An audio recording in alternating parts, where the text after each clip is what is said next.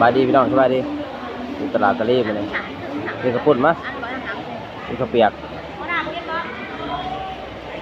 ตลาดขายเครื่องตลาดเลยมีกระปุ่นเด้อพี่น้องเด้อมีกระปุ่นแล้วกันเนาะฝากกดไลค์กดแชร์เด้อพี่น้องเด้อช่อง YouTube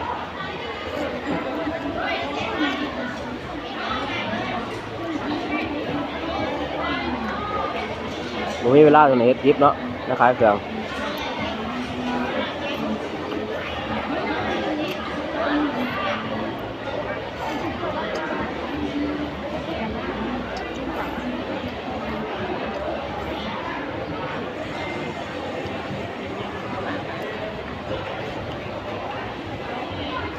อยู่ตลาด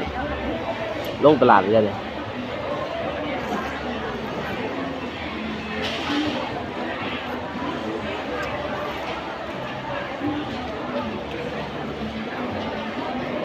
เฮลหมด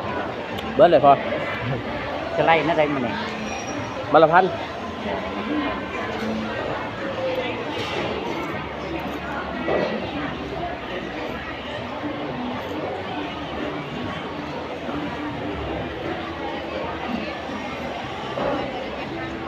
ฝากทำบักแพร่แล้ว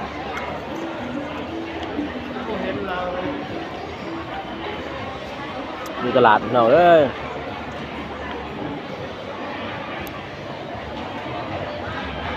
มีเวลาส่วน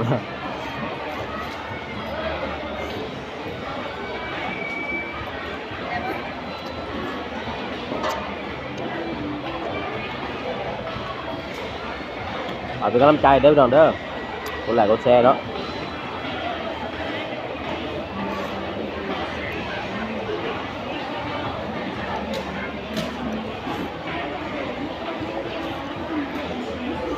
โอ้ไม่เข้าฟ้าเด้อเบิ่งคนไทยไอ้บอมก็คนไทยปฏิทินโลกเขาก็เป็นอย่างนี้นะ